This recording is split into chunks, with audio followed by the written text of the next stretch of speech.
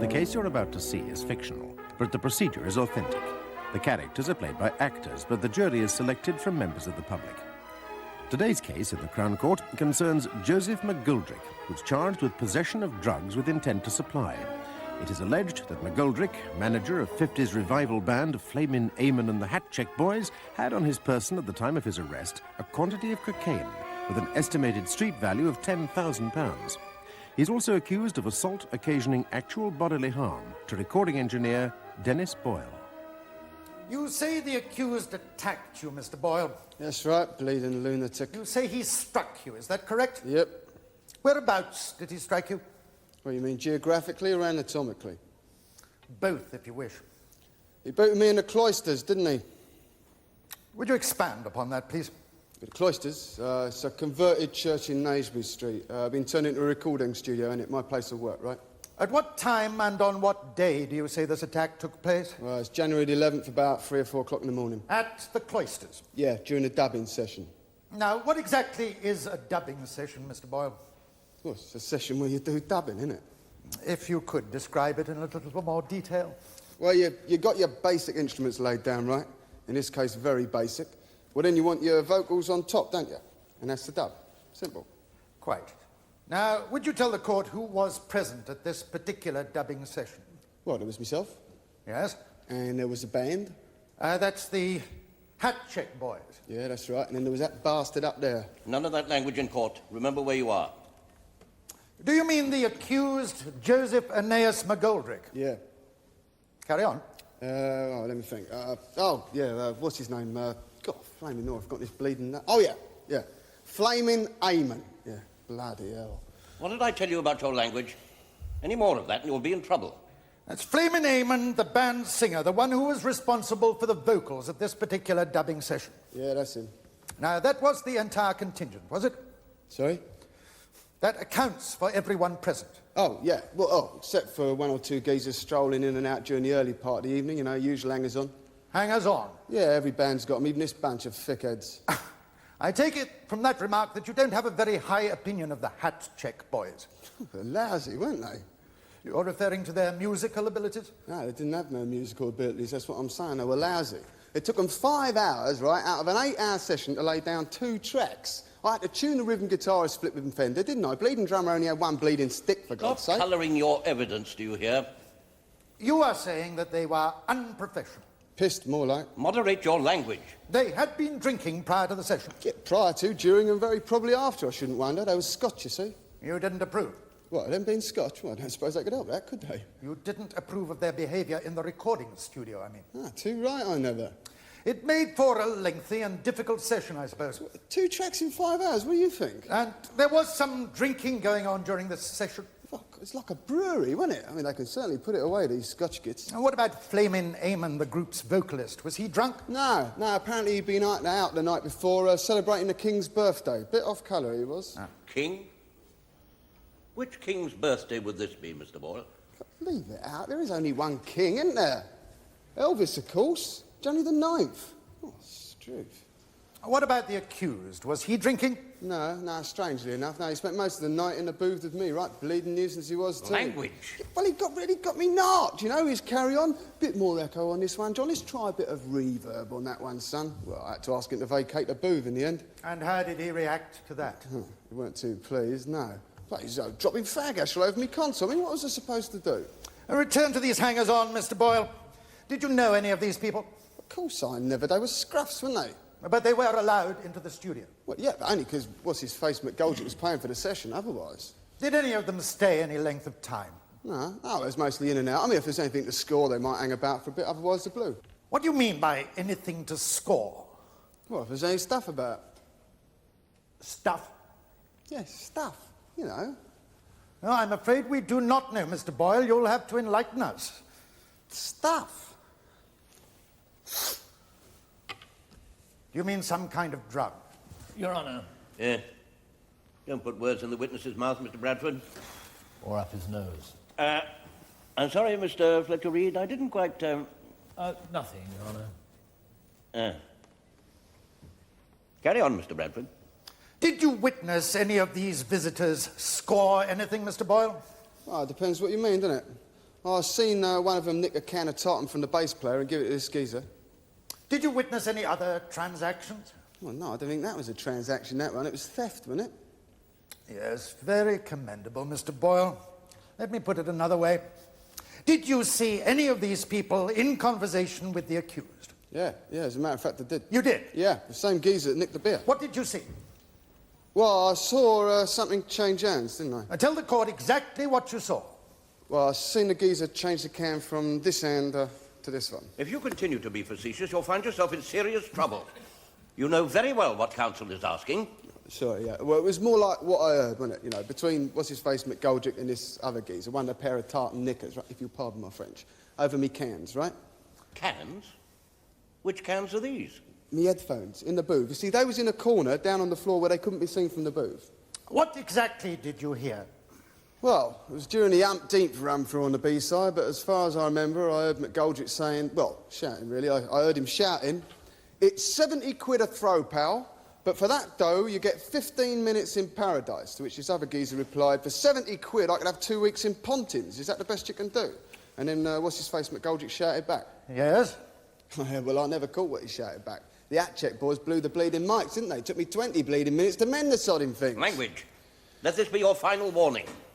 So, you heard the accused say, or rather shout, "It's 70 quid a throw, but for that dough you get 20 minutes in paradise." No, 15 minutes in paradise, 20 to fix the mics. I stand corrected.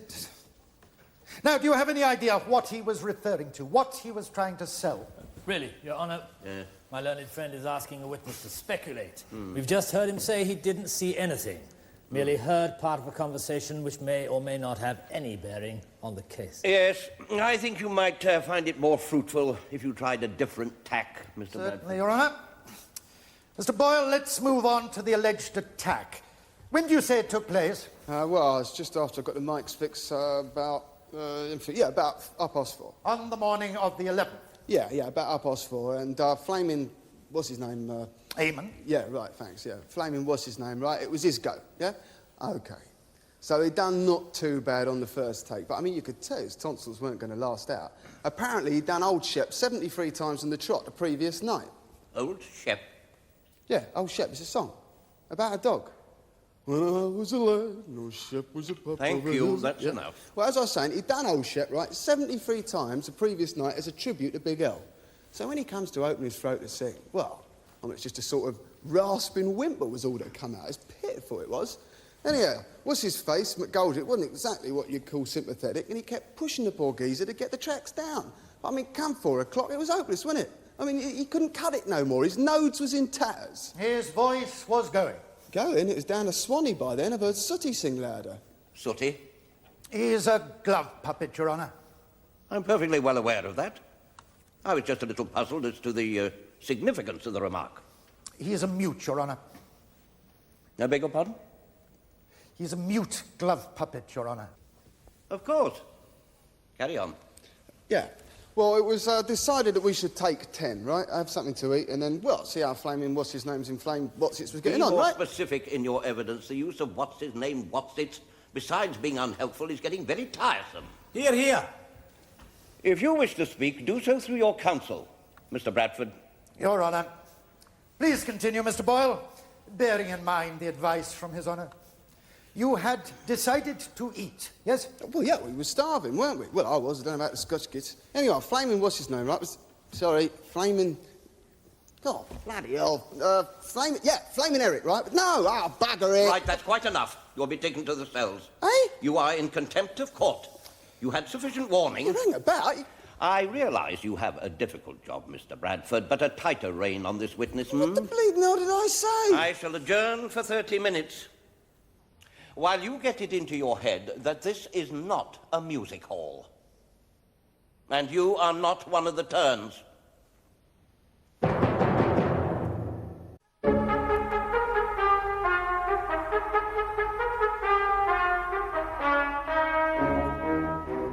Well, yeah. And Flaming, what did you say his name was again? Eamon. Yeah, right. Flaming Eric Eamon, right, was invited to nip down the all-night chinky for some noodles and that. Invited? Yeah, what's his face? Threatened to hit him, right? His manager McGoldrick threatened to melt him one, I think was the expression, unless he got in the wagon and got the grub. Him, Flaming Eric Eamon, that is, being the only one apart from himself, McGoldrick, that was sober. So Flaming Eamon went to fetch the food? No, he flaming well didn't. It was yours truly who went for the chow, right? Nobody had a pencil, did they? Huh? To write out a note for Flaming Eamon to hand to the cook. He'd lost his voice, you remember? It's no use sending him down a chinky, was it? So I went round, I took the orders and shot off. And what happened when you returned with the food? Well, there was a bit of bunny from the hat-check boys about whose was whose and which was which, so I just slung in some bean sprouts and chopsticks and let them get on with it. I climbed up into me booth for a nibble on my own account. I tried getting a bit of a snooze, but it was useless, wasn't it? When they was all arguing about who threw up the egg foo young and who'd been sick down whose peg-bottom pants. So I took myself off to the bog. Well, I wanted to go. So anyway, I'm sitting there on the what do you call it? The pedestal? The pedestal, right? When I hear this noise coming from next door. It's a double toilet, you see. Used to be a confessional. One box for the vicar, the other one for the guy who's spilling the beans. You with me? Anyway, so I'm going through me catalogues, right? Through what? Me catalogues. It's the only chance I ever get to go through me catalogues in the loo. It's a sound equipment, you know, amps, decks, reel-to-reel, digital, latest lasers, all that sort of rubbish. So anyway, I'm on page 39, right? 64-track deck, computerised, with early 50s Bakelite trim, when I hear this noise coming from next door again. What sort of noise? A very loud snort, like a truffle hand. Thank you for being so specific, Mr. Boyle. Pleasure. Anyway, as I was saying, I hear this snorting, and then I hear somebody saying, it's simple. All you do is that. And then there was another snort, and then there was a snort of, oh, right? And then another voice said, sort of rasping like, I am feared. Said what? I believe it's Glaswegian for I am frightened, Your Honour. Go on. Well, then the first voice, right, says, I want this single on the jock's desk by Monday, sunshine. Now, either you get this up your schnozzle and vocalise, or you're going to burn, baby. And the other voice never says nothing. Whose voices were these? Oh, no doubt about that, Squire. McGoldrick and Flaming Eamon. Now, you are positive about that? Absolutely. Well, I mean, I could see them, couldn't I? Could you? How? Well, through the grill. What grill? The one where you do, forgive me, Father, but it's been 9 years since my last confession. The grill was still there between the cubicles? Yeah, well, I mean, it was covered over with a bit of hardboard on the one side, you know, for decency's sake. Did you touch this piece of hardboard? It fell off as I sat there. Well, I mean, it was only nailed to the wall with a bit of gaffer tape, wasn't it? So you were able to see into the other cubicle. What exactly did you see? Well, not what you'd think, given that it was a lav, otherwise I shouldn't have looked, should I? He was doing coke. Him, what's his face, McGoldrick. Doing coke? Snorting cocaine, Your Honour. Well, you have no way of knowing this for certain. If you saw the accused with a white powder, say so.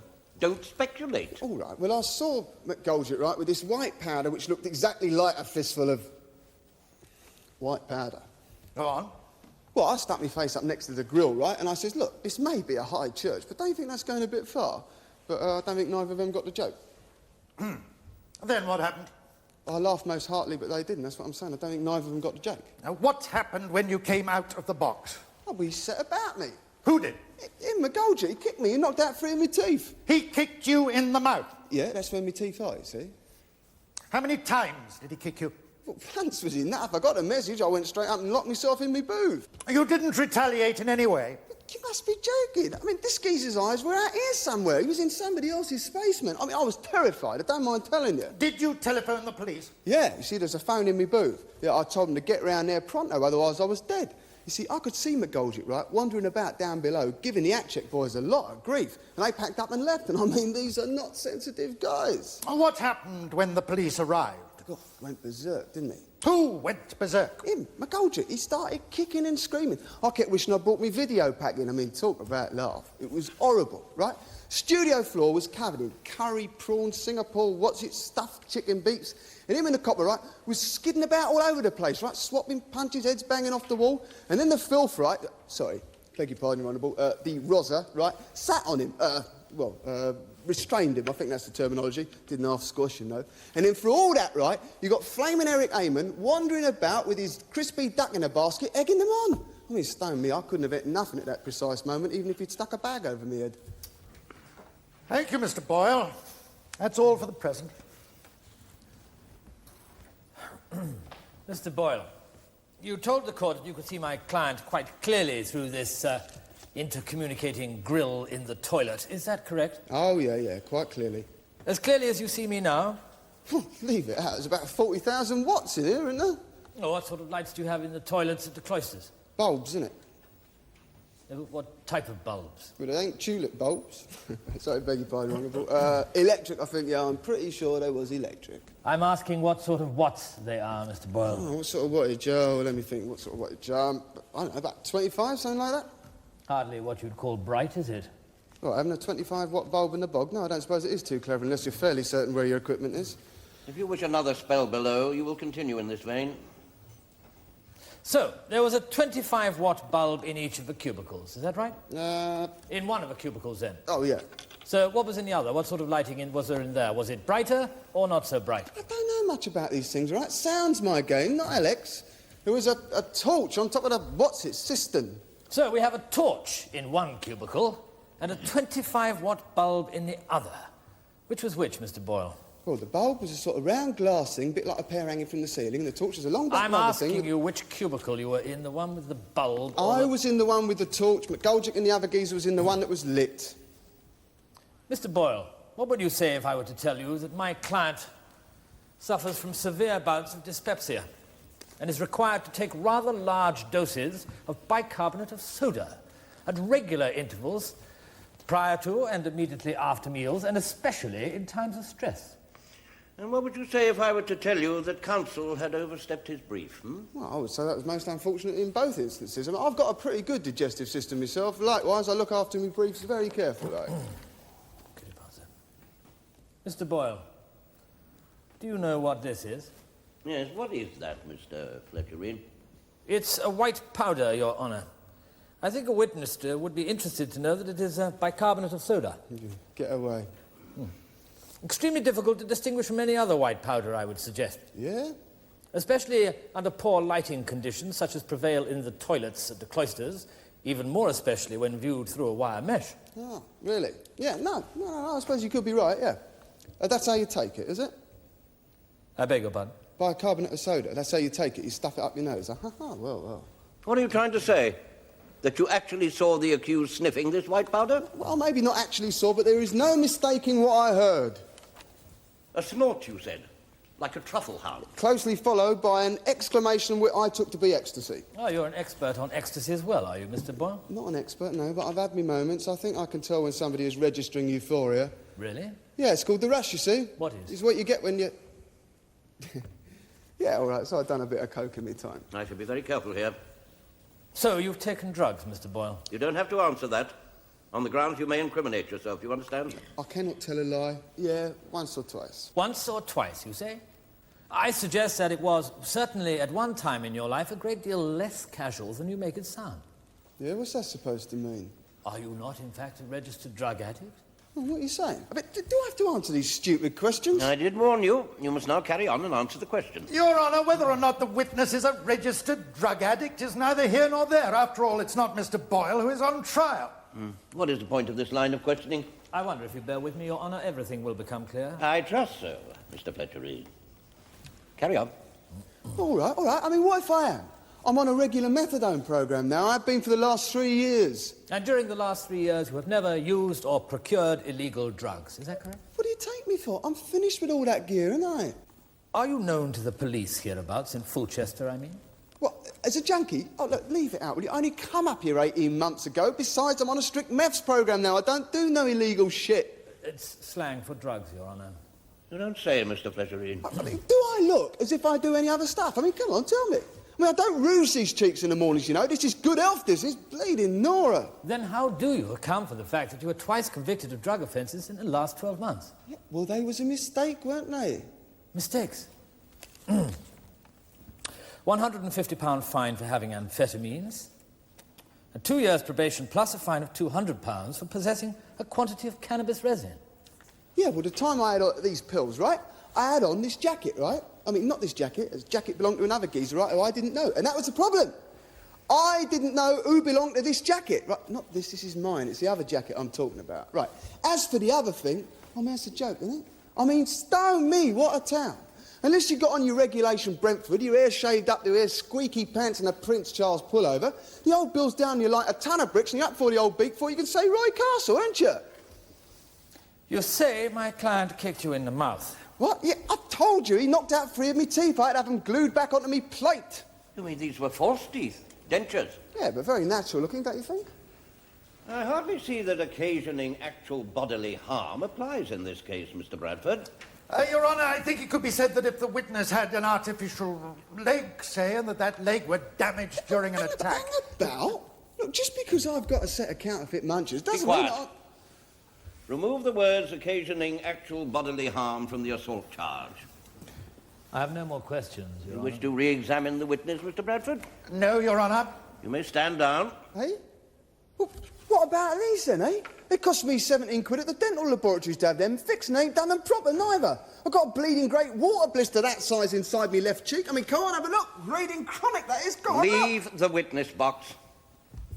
Am I right in thinking that you're not calling in medical evidence? You are, Your Honour. And you are saying that damage to false teeth dentures could constitute actual bodily harm? Most certainly, Your Honour. I think I would like to hear argument about that. Perhaps you'd care to stretch your legs for a few minutes, members of the jury. On the charge of assault, I have decided that since false teeth, dentures, do not constitute a part of the actual body, then the charge against the accused, Joseph McGoldrick, should be reduced to one of common assault. May count 2 of the indictment be put again, Your Honour? Yes, of course. Will the defendant please stand? Joseph Aeneas McGoldrick, you're charged in this count with assault occasioning actual bodily harm, contrary to Section 47 of the Offences Against the Person Act, 1861. The particulars being that on the 11th day of January 1984, at the Cloisters Recording Studio in Naseby Street, Fulchester, you did assault Dennis Boyle, thereby occasioning him actual bodily harm. How say you? Guilty or not guilty? Not guilty to ABH, guilty to common assault. As you have already heard, I have ruled, as a matter of law, that damage to dentures does not constitute actual bodily harm. And therefore, I take it upon myself to direct you to find the defendant not guilty of causing actual bodily harm. Will one of your number please stand to act as foreman? On His Honour's direction, do you find the accused, Joseph Aeneas McGoldrick, not guilty of assault occasioning actual bodily harm? We do. And that is the verdict of you all? It is.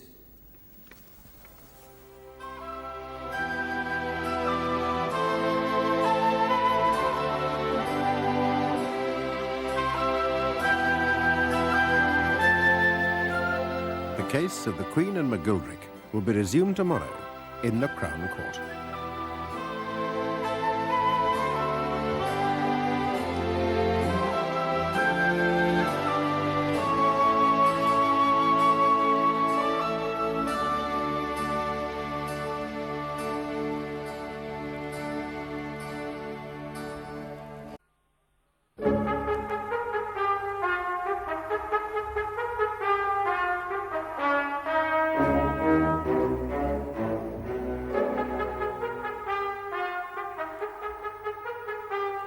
The case you're about to see is fictional, but the procedure is authentic. The characters are played by actors, but the jury is selected from members of the public.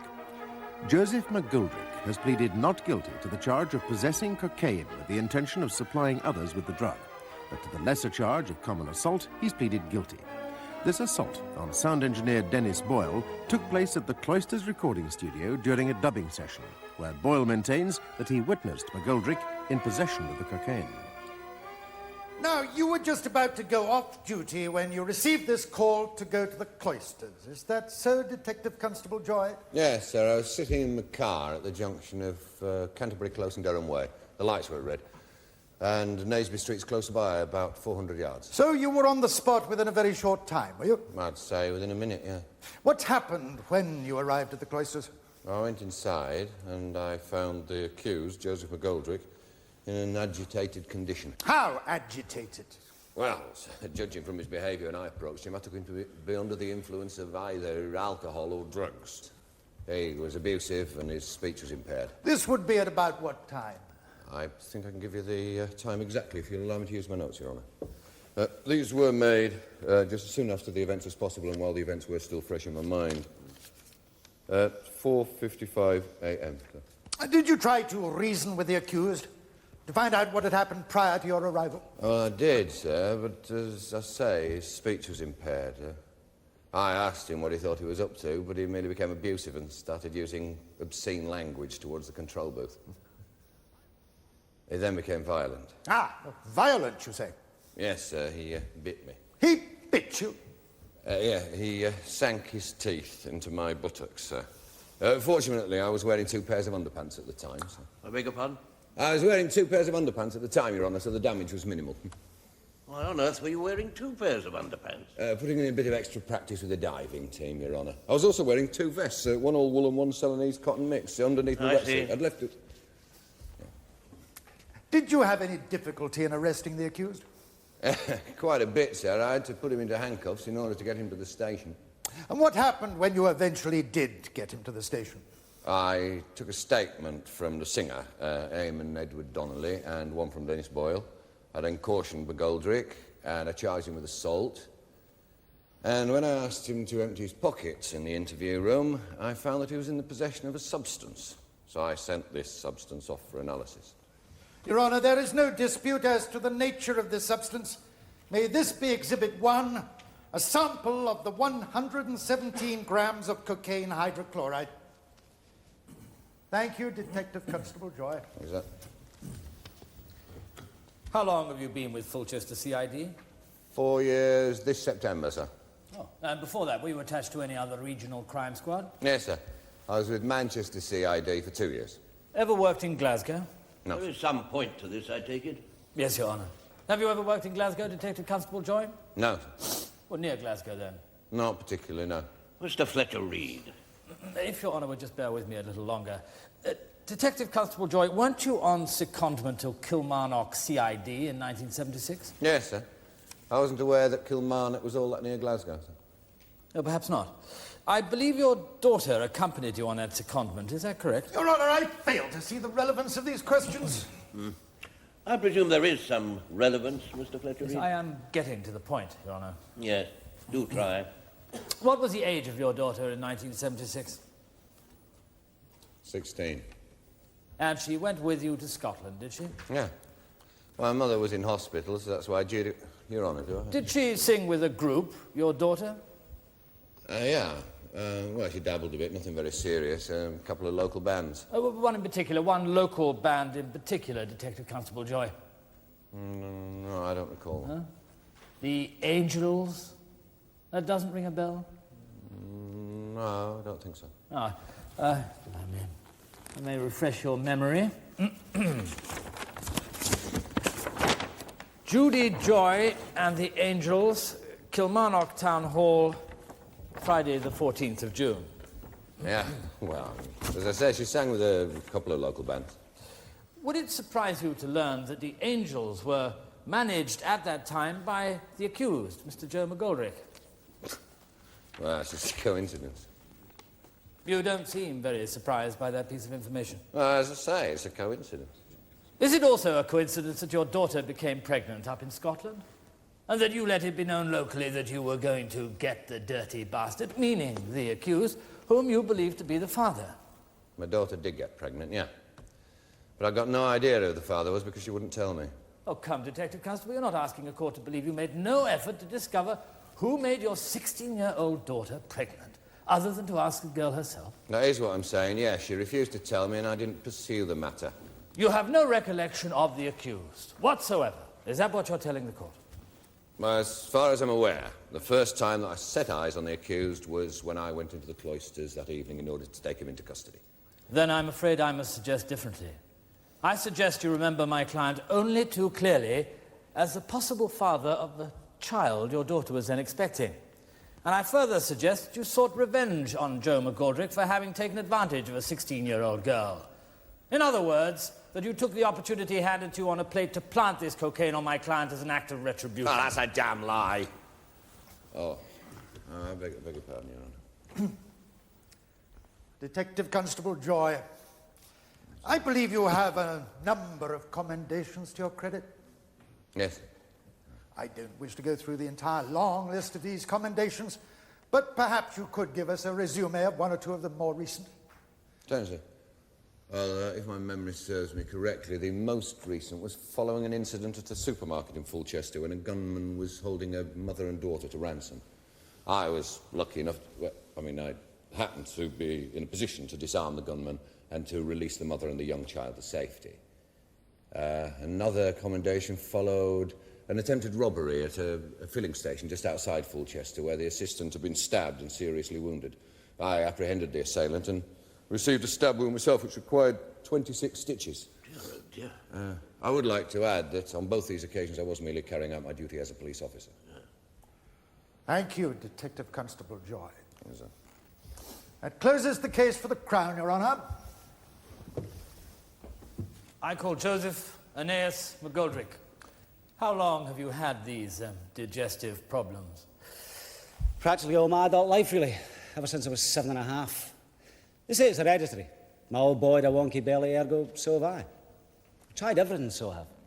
I've seen quacks, I've got tablets, medicines, pills, elixirs, capsules this big, lozenges that wee, bottles you shake, bottles you don't, some you take before meals, some after, and some you even take instead of meals. I even went to a spa once and took the waters. All that done was make us feel distinctly peely-wally on top of what is already suffering. So finish up. I get sick to death of medical advice and I went back to taking my own Old Faithful. And it's never let me down since. Excuse me. Leaving aside for the moment the lesser charge of assault occasioning actual bodily harm, which has now been reduced to that of common assault, leaving that aside, let us consider the very serious charge that has been levelled at you, Mr. McGoldrick, that of possessing the drug cocaine with intent to supply. Now, my learned friend here has suggested your indebtedness as the prime motivation for this so-called dealing. Would you let us know, the court, how much you owed at the time of your arrest? £16,369.17. That's a very precise figure, thank you. And did you have any plans for discharging this debt? Yeah, sure I did. I mean, who wants to stroll around with that kind of albatross around your neck? No, I wanted shot of them pronto. How exactly did repaying this considerable amount of money? Well, via the single, of course. The one we were recording at the Cloisters. See, if the record made it into the charts, say the bottom half of the top 40, I stood to make myself a few bars. 2-3 grand, yeah? If, however, and this is what I was banking on, because believe you me, I've got a nose. See that nose? Infallible. If the single made it into the top 5, home and dry. 30-40 grand at least. So, how did you regard this particular recording session? Eh? It was only the most important session I'd ever done, right? I mean, the band were red hot. Well, I mean, they were cool, yeah. They'd been on the road 3 months. They'd played every worthwhile venue from Caithness to Cleethorpes. I mean, they were really cooking, you know what I mean? Kids were going ape for us. We had TV spots lined up. We had the Russell Harty show, Kenny Everett, Swap Shop, Radio 1 playlist, no sweat. We had it made, I'm telling you. And then this poultice Eamon goes and blows his tubes, doesn't he? I could have strangled him. At what point did you take Flaming Eamon into the toilets? When I discovered he wasn't coming across, right? Like when he opened his gob and all you could hear was nothing. So I took him into the toilets, first of all, to give him a bawling out. Secondly, to psych him up. But like I never wanted to do it in front of the other boys. You know, I mean, I didn't want the guy to lose confidence. I mean, he'd already lost his voice. I didn't want his self-respect to follow. You follow? Now, all that was required, in my opinion, was a chat. Just a pep talk, a word on his distinctly unshare likes from the man, yeah? I mean, part of his throat problem was psychosomatic, wasn't it? I mean, he'd done old Shep to death the night before, so all that was required, in my opinion, was a powwow. A powwow, just me and him. You didn't offer him any other inducements, other than verbal? Such as? What, if you mean stimulants? No. The only stimulant that was an offer was a boot up the arse if he never get his tonsils into gear. 700 quid this session was costing me. Do you recollect a conversation that you had with a person or persons unnamed in which you offered to sell 15 minutes in Paradise for £70? What was I selling? A ticket for Celtic Rangers 5-a-side match? So, you don't recall such a conversation? No. Mr. McGoldrick, if I may take you back to the toilets. You've heard Dennis Boyle's version of what took place in the toilets and afterwards. How accurate is that account? It's about as spot on as Craig Douglas's cover version of Sam Cooke's Only 16. Are you saying that it was not accurate? Aye. Then kindly say so. Tell us what did take place, will you? Well, right. So it takes Eamon into the toilet, yeah, to do a number on him. I mean, he needs somebody to cajole him, somebody to coax the best out of him, make him believe in himself. I mean, he's a total idiot, isn't he? Listen, do you know what he used to be before I took him under my wing? Before I set him on the road to stardom? Do you know what he used to be? An apprentice gas showroom salesman. I mean, it's pathetic, isn't it? I plucked this guy from total obscurity and elevated him to the pantheon of rockabilly greats. Or injury. EV Lawyers.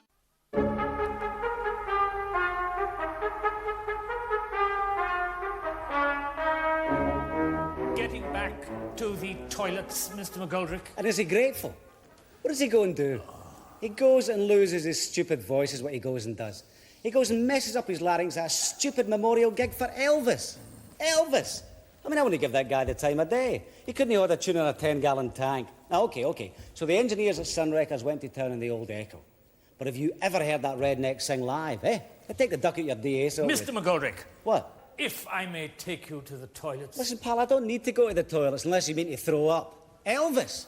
That guy was a clown. It was Parker that made Elvis. Colonel Thomas Parker. Listen, who made Elvis go into the army? Parker. Who made him get his sideboard shaved off? Parker. Who got him into the movies? Parker. Now, quite enough of this litany. Tell your defendant to stick to the point or hold his tongue. Thank you, Your Honour. Sit down, Mr. Bradford. You will restrict yourself to answering questions put to you by counsel. This is not a lecture hall, nor that a podium. You understand? Well, it's him. He's a right hardy. Your Honour, If you continue to insult counsel, I'll have you taken below. Carry on, Mr. Fletcher-Reed. Thank you, Your Honour. See what I mean? I mean, what's he thanking you for? It's me that's paying for this gig, pal. How about thanking me, eh? Tell us what took place in the toilets when you there were he goes inflaming... again. I've told him about 50 times. Answer the question. What took place in the toilets when you and... No. It's no use, no. I'm right off you now, pal. You best get back onto the substitutes bench. Or better still, just go back to your dressing room. You've had a yellow card. I beg your pardon. What are you trying to say now? Wait, shampoo your hair. You're off. No good looking at us like that. My mind's made up. It's your jotter, son. Do I understand you to mean that you're dispensing with counsel services? Too right, am I don't care for his tone, his face, or for his nebulous pursuit of these toilets. I mean, what is he getting us, eh? He's getting my goat. His whole tack could be prejudicial to my case. Now he's sacked, the boot, out. I'll conduct my own defence from here on in, OK? Well, it's certainly within your rights to do so. But I advise you to reconsider before you make such a rash move. Nah, my mind's made up. I want this guy off the case. Oh, no, don't give us the old sheep's eyes, pal. It's all over. You're out. God, I hope he means it. I strongly advise you not to be impetuous. Do you still wish to conduct your own defence? Certainly. Very well. You heard that, Mr. Fletcher-Reed? Yes, Your Honour. That's a large brandy you owe me. Less of the forensic asides. What about your solicitor? Eh?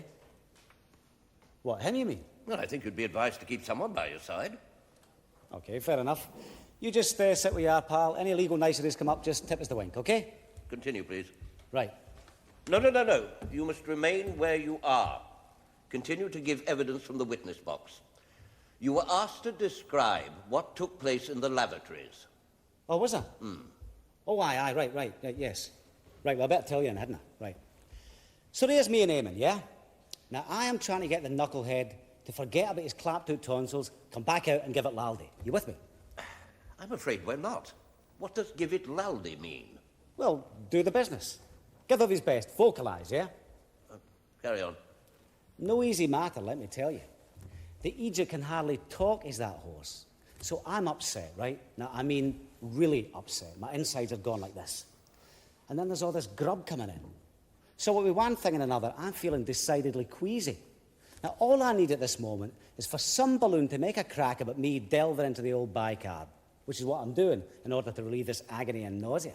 I mean, how would you like it if all you were doing was ducking a damp forefinger into a wee poke of palliative powder, and suddenly this disembodied voice cuts in with duff one-liners about the height of the chapel?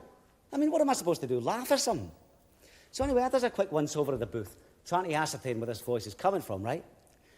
And I sees this pair of eyes keeking through a hole in the wall. So I rushes out the bog, and me and Eamon hears this hysterical giggling coming from the next-door clergy. Now, I mean hysterical, right? And what happens then is the door flies open, and there's Boyle standing there swaying, a bunch of comics clutched in his mitt, and his eyes glazed. The guy is away with it. Away with what? He's stoned out his skull, isn't he? You mean drunk? No, I mean, he's stoned out his box and drugs, narcotics, yeah? Really, Your Honour? You saw Mr. Boyle taking drugs, did you? Listen, I've seen enough guys stoned out the braes. You did not see him taking drugs then? Well, no, but... Then stick to the facts. Facts, yeah? Facts, right. This joker is foaming at the mouth. Now, OK, maybe he's been eating the toilet soap. I mean, who knows? Anyhow, he takes a breenge at me, he lunges at me, right? Still laughing. So I prods him with my toe cap. Now, a very gentle prod, you understand? What happens? He goes off his nut, doesn't he? He starts issuing threats and menaces. Now, I'm looking at Eamon like, can you believe this guy? I mean, what kind of behaviour is this, eh? This balloon Boyle is shouting and bawling like it's me that's upset him. Then after haranguing us, he's off like a shot, straight up into his booth, and he starts dialing the police, for God's sake.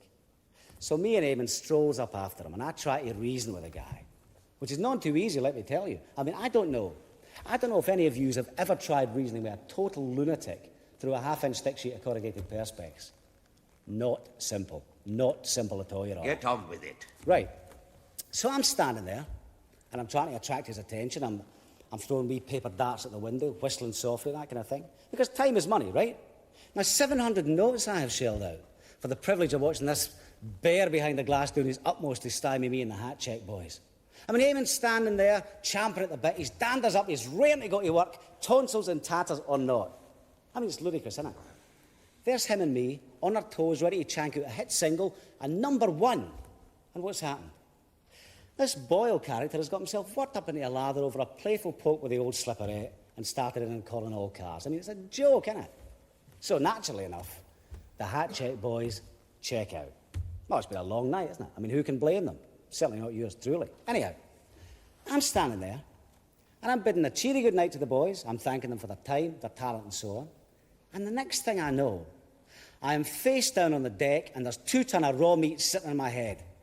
Now, is this how you treat a guy that's just spent 700 bricks and bring a nice bunch of boys into your studio to record a platinum disc? I'll leave you to make up your own mind over that one, yeah? What happened after your arrest? Oh, well, that was just the start of my problems, wasn't it? I mean, I thought things were bad enough when Man Mountain there decides to squat my kisser in 3 feet of Oriental slush. But that is a pleasure, believe it or not, compared to what happens when he gets us down the precinct. I'm in manacles, right? In the back of the motor, chained to a doorpost, for God's sake. Eamon's in the front seat with the gorilla. This joker Boyle's in the back with me.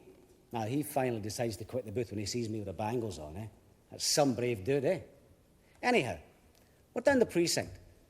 Only I'm so dumb, I don't know what we're doing there. I still think there's been some mistake. I think the big police is going to charge Boyle for finagling 700 smackers out of Joe the sucker here for a bum session. I have absolutely no notion, despite having these great irons on my wrist, that yours truly is about to be charged with assault.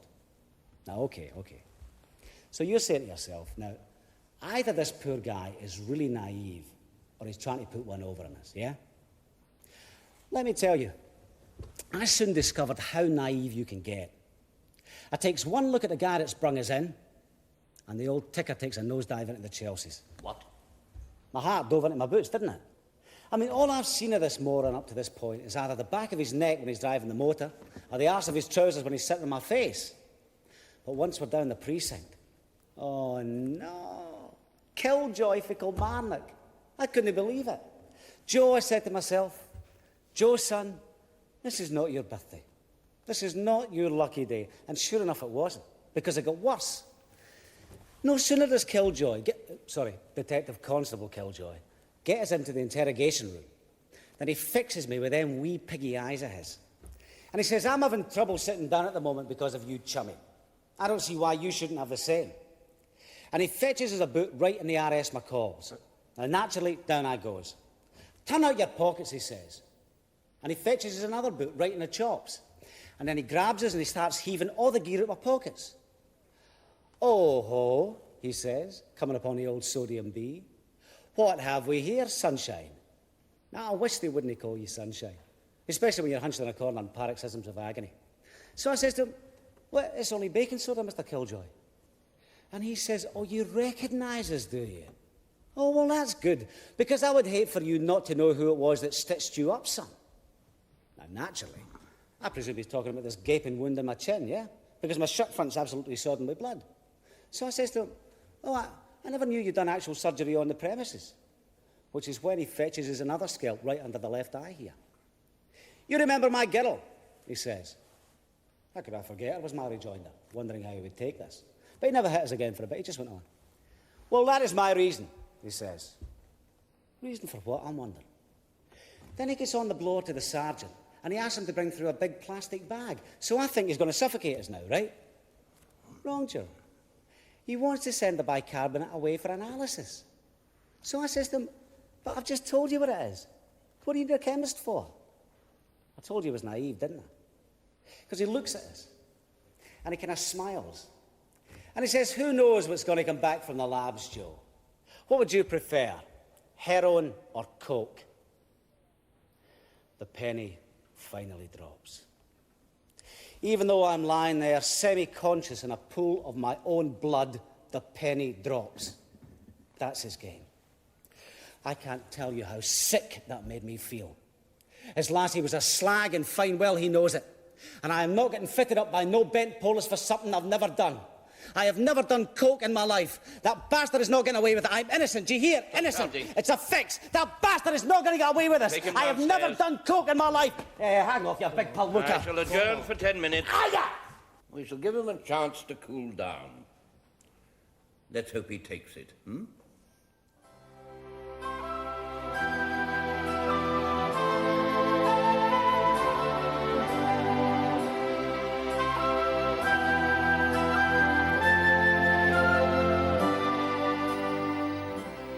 The case of the Queen and McGoldrick will be concluded tomorrow in the Crown Court.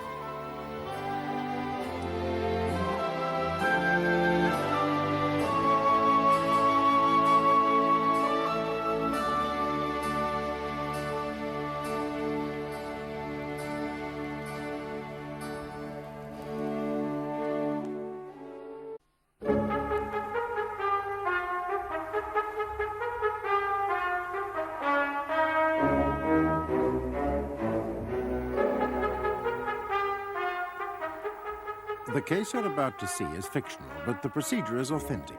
The characters are played by actors, but the jury is selected from members of the public.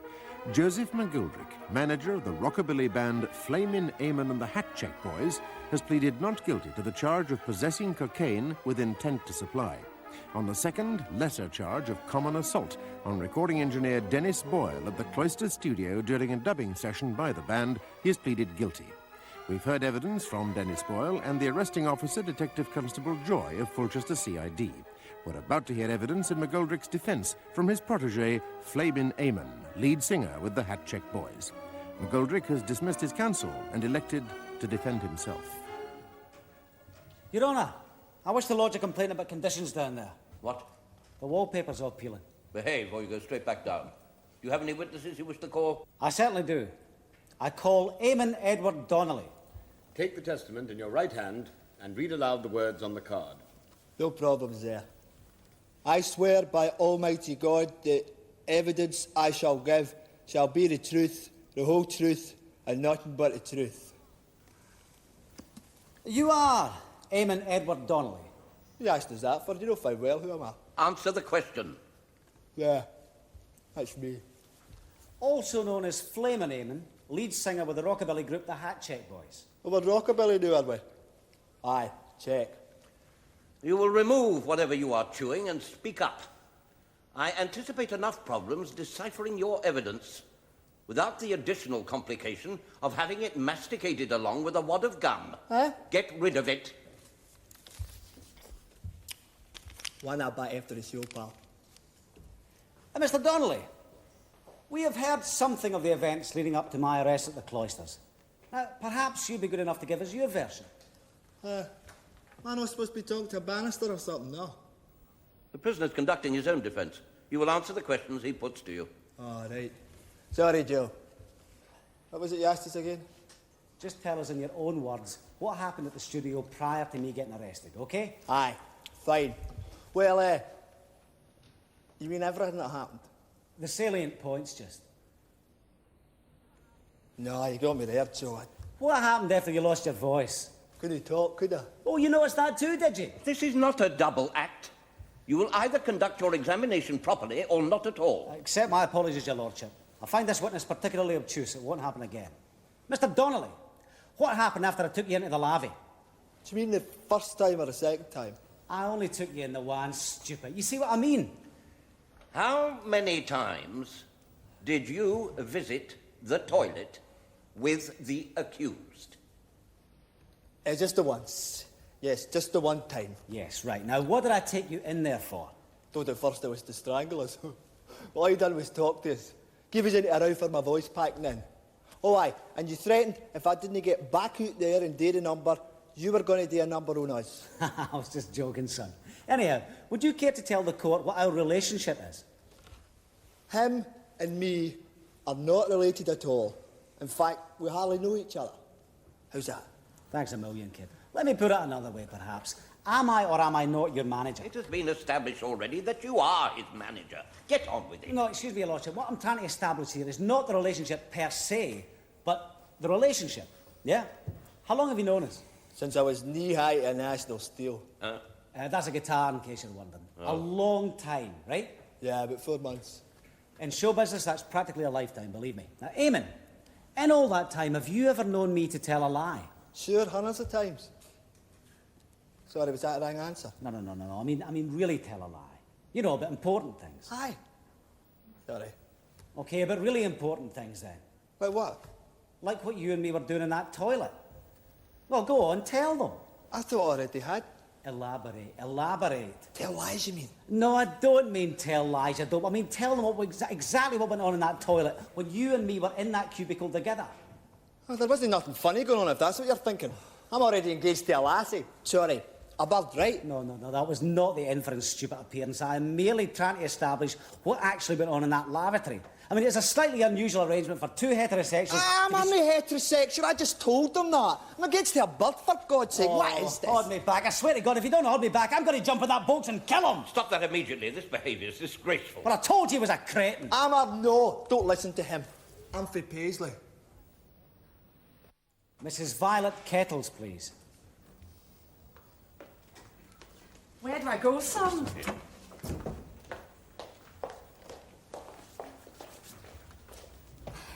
Take the testament in your right hand and read aloud the words on the card. What's this?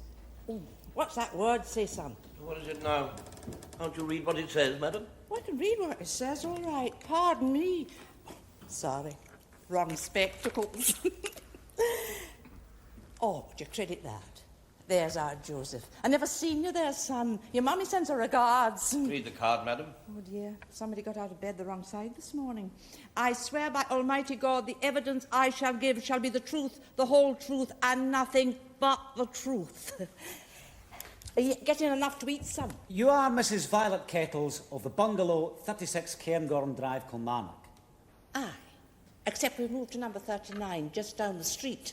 Oh, Mrs. Turpey's house. You mind the wee woman with a big sheepdog, Joseph? Well, they flitted to Canada, left the dog at the ice cream shop. And me and your Uncle Sammy took over from her place just before your Uncle Sammy was took. I'm his Auntie Violet. I knew him when he was a baby, isn't that right, Joseph? Oh, such a good baby, too, he was. Never think so to look at him now, would you? Have you not got a tie you could put on? That's terrible. Mrs. Kettles? Yes, dear. Would you tell the court how long I was in your care?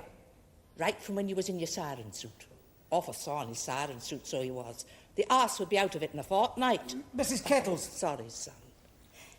His real mummy, my sister Joyce, she ran off with a wee insurance man from the tennis club. It was a love match. I brought him out of my own. What was you saying, son? I stayed with you right through these childhood years and into late adolescence. Is that correct? Right until he was 19. That is correct. With me and your Uncle Samuel, God have mercy on him. That was my late husband.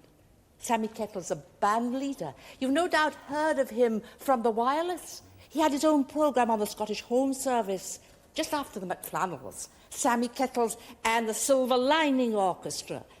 I was the vocalist. Vi Van Druten.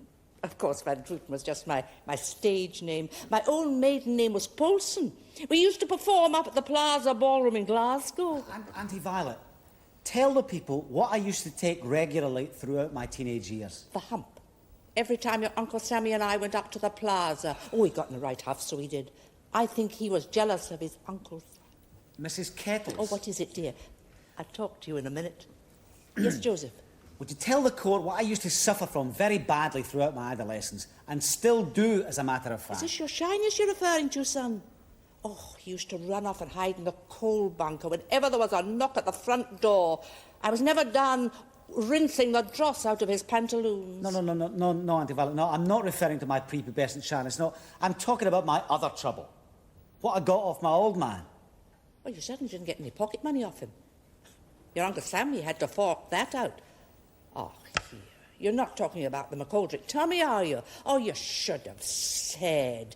What was it you used to take for it? Is that what you mean? Just so. Well, was it some kind of medicine? Let me think now. Well, it wouldn't have been cascara. No. Oil of clothes. No. I know what it was. Bicarbonate of soda. Hit the jackpot. I mind I used to send you down to McKinstry's. Your Uncle Sammy used it to get the verdigris off his saxophone. It came in wee packets about that size. What do you want to know that for, son? You've not still got that belly of yours, have you? Oh, and I've nothing in my bag I can give you. Oh, unless a mint imperial. A big mint imperial, your worship. No, thank you very much, madam. Oh, you're very wise. Probably choke you. Thank you. I have no further questions, Mrs. Kettles. Oh, well, in that case, I'll just open the box, Michael. It's a wee bit like take your pick, isn't it? Mrs. Kettles, when were you asked to come here? I beg your pardon. Oh, I got a letter last Friday. The lady from the bungalow down the street handed it into the fruit shop. I work there at the moment just to supplement my pension. So it was at rather short notice. You're being asked here to appear as a defence witness. Oh, that did not bother me one iota. I was glad of a wee break from the fruiterers. Look at those. Used to look like Nanette and Newman's. Look at them now. A couple of lobsters. It's from having to handle your exotics. I beg your pardon? Well, your mind goes in your kiwis. They come off the boat half frozen. You know the kind of thing I mean. I prefer a wee russet myself. Or a big juicy cooker. Though, mind you, I get terrible heartburn. Mrs. Kettles. No, where was I? Oh, yes. I walked straight onto the train. Well, I've got all those soap powder coupons going to waste, haven't I? Just a pity I couldn't have laid my hands on a toddler as well, and then I could have got here with nothing. Well, as I said, I jumped onto a train. Well, no, that's not quite true. I had to get a wee porter with bandy legs and a big briar pipe, give me a hurl on his bogey down the length of the platform and shove me into the last compartment just as the train was pulling out. And look at my good stockings. 47.5 pence a pair for these, and they're only good for flinging in the midden now. Mrs. Kettles, you say that this bicarbonate of soda was used by your late husband for taking the verdigris off his saxophone. Is that correct? That's right. Every 4 or 5 months, he used to mix a bucket of lukewarm water and bicarbonate of soda and leave his sax to steep. Used to come up beautiful, so it did. Hardly needed a buff with an old stocking, which he always carried in the case for to give it a polish. Here, I could have given him these. Oh, he is not with us anymore. Neither is the sax. That went to the ragman. You say he carried out this operation every 4 or 5 months. Operation? He's not a doctor, son. He's a band leader, doubling saxophone and ocarina. The operation to remove the verdigris, Mrs. Kettles, every 4 or 5 months, you said? That's right. Whether it was green or not, his sax, I mean. So, in fact, your nephew Joseph would only have been required to purchase a small amount of bicarbonate of soda 2 or 3 times a year. Is not that so? No, son. If I'd only sent him to buy it once in a blue moon, he wouldn't be able to carry it home. You need more than a teaspoonful of bicarbonate to get the filth out of a musical instrument, you know. I've seen my Sammy shoveling the stuff into a bucket with a spade, which is why we always used to buy the stuff in wee packets and put them in a big sweetie jar under the bed. Every time Joseph was sent a message, I got him to get me a couple of packets. Otherwise, when it came time for Uncle Sammy to duke his horn, I would have had to spend half my housekeeping. You see what I mean? Thank you very much, Mrs. Kettles. Don't mention it. I enjoy a wee blether, especially when Uncle Sammy's involved. Oh, lovely big chap, so he was. Wonderful head of white curls. Bit like yourself, your worship. Did you get that done locally?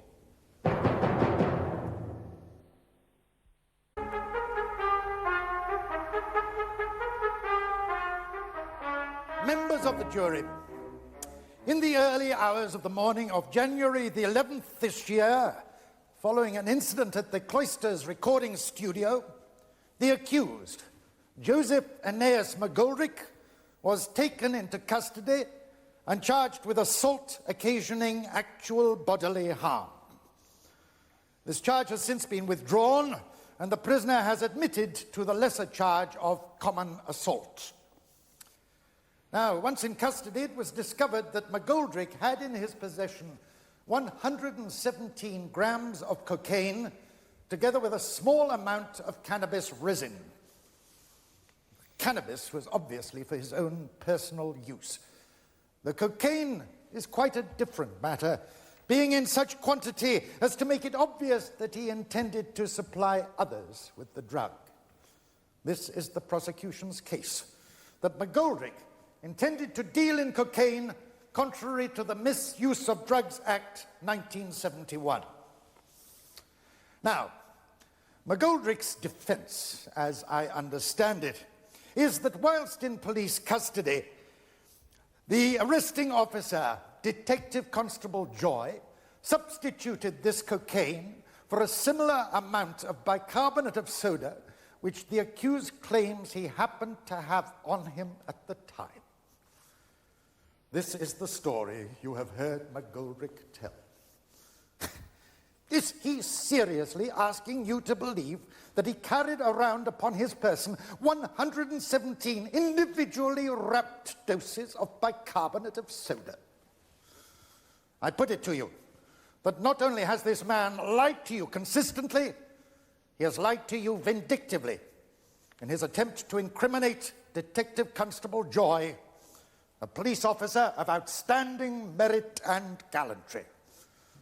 Whose word do you trust? Members of the jury, you have heard the evidence. I believe it may well be your unpleasant duty to find the accused guilty as charged. You wish to address the jury? Your Honour.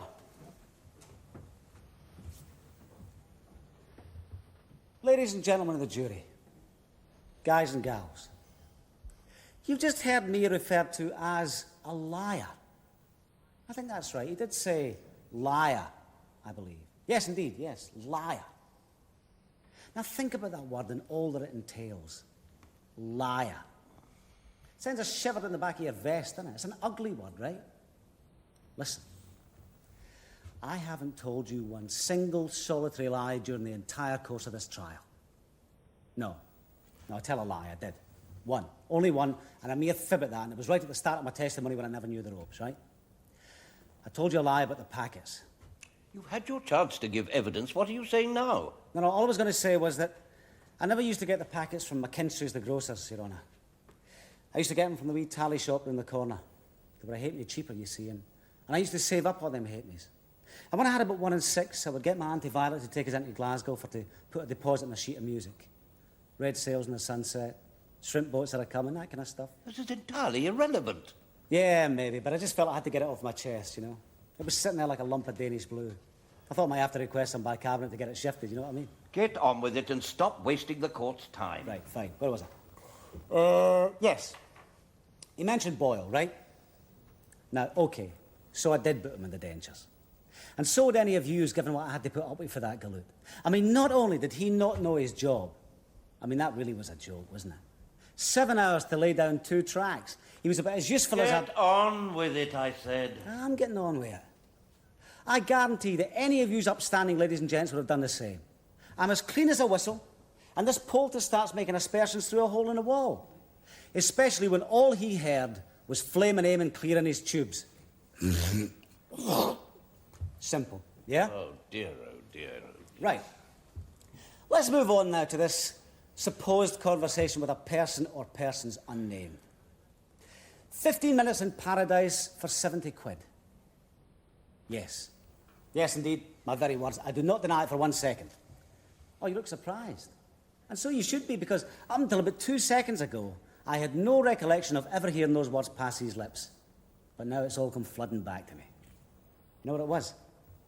Do you know what I was trying to flog this joker? Now, you're laughing, I tell you. I guarantee you'll laugh. No. Not coke, hash, pills, nothing like that. The Eddie Cochran EP. Eddie Cochran? I can see by the blank looks in your individual coupons that none of you's come across that name before, am I right? He's only the greatest exponent of the art of rock ever. Oh, sorry, he was. The poor guy is no more. Dead. Snuffed out in a horrendous car crash a couple of years back. Yeah, one of the greats was Eddie. 3 steps to heaven, yeah? Elevator rock. Where have you people been? Forget Elvis. Forget Gene Vincent. Forget Vince Eager. I see you have forgotten Vince Eager. Keep to the point, if there is any point, which I very much doubt. Anyhow, forget all these bums, because Big Eddie was #1. Numero uno, the king. And that's what I was trying to frog this balloon. Big Eddie's EP. EP, it's extended play. It's like a 45 with 4 tracks on it, yeah? Now, there's only 17 copies of this record in existence, yeah? 15 of them in the States, which leaves 2. One of which has been turned into a fruit bowl and is sitting on top of some Egypt's display cabinet in Rill. And the other one, that's what I'm telling you. 70 quid was a snip, wasn't it? I mean, it's a collector's item, right? Eventually, I let this joker have it for a 10 spot. Well, he was a fan, right? And anyway, it was no use to me because I don't have a Wurlitzer. Wurlitzer, yeah? No? Jukebox, no? See, the record's got this big, huge hole in the middle. No? Okay. Here's the next bit.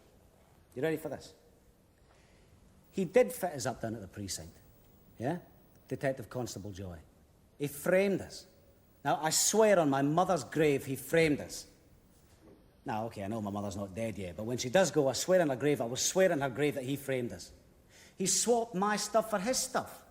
I mean, his eyes are too close together, aren't they? How could you trust anybody when you couldn't squeeze a matchstick between their eyes? Ask yourselves that one. Remember Dr. Crippen? He had eyes like that. Now, okay, so he wasn't the CID, but I guarantee that if he was to sit in the medical tomorrow, they would have him on the force like a shot. That's the kind of people you're dealing with. Okay, so Joy's got this daughter, yeah? He's got this lassie. And not a bad wee singer. I mean, a big-chested lassie, but not a bad wee singer at all. What happens? She goes and gets herself, well, you heard what happened for yourselves, yeah? Now, how come Joy thinks that I'm responsible? Now, okay, so I happen to be managing the Angels at that time, but that is all. It's because he hates me. That's why. And why does he hate me? I'll tell you. No, sit where you are. He hates me because he's a songwriter. Now, you never knew that, did you? You never knew that old Joy was a bit of a tunesmith himself, eh? See what happens while in Kilmarnock? He gets in touch with me about some tunes he's wrote. He wants the Angels to do some of these numbers on stage. He reckons because his lassie's the vocalist with the band that gives him an entree. You with me? Now, okay, so I listen to these cassettes he's brung us. I mean, fair's fair, I gives him a spin, right? And 1 or 2 of them is okay. Well, okay, not okay. Pretty bad, in fact. Which is what I tell the guy. But does he believe me? No, he accuses me of giving him the runaround. He reckons I'm going to pinch these duff songs and exploit them as my own. I mean, can you believe that? I can write my own rubbish, thanks very much. Which is what I tell the guy nicely, that he stuffs a load of... Stop rambling. This is the first we've heard of this. This should have been brought up in evidence if you thought it important. You may not introduce fresh evidence when addressing the jury. I never should have bothered, should I? You see, that's me all over. Mr. Nice Guy, Joe the Sap. Okay. I can see I'm going to have to call it a wrap.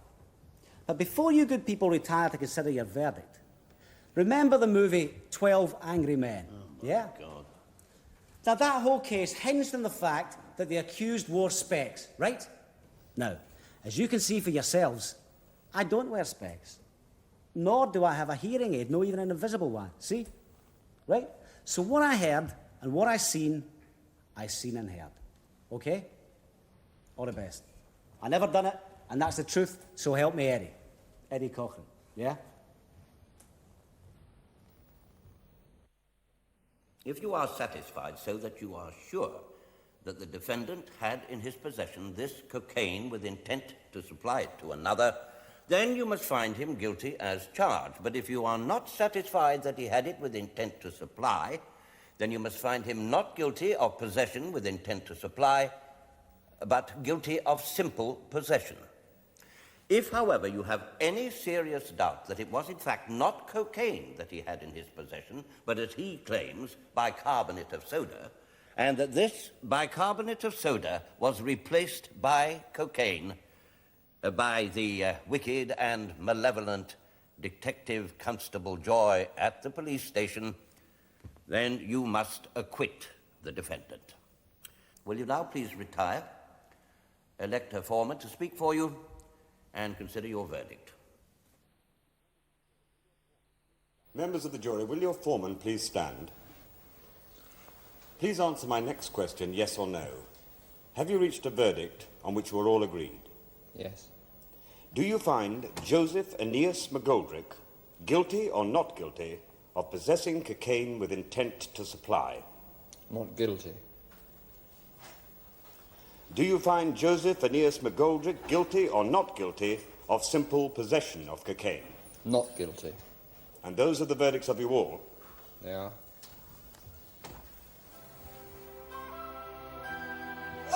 Joseph McGoldrick was found guilty of common assault and fined £100.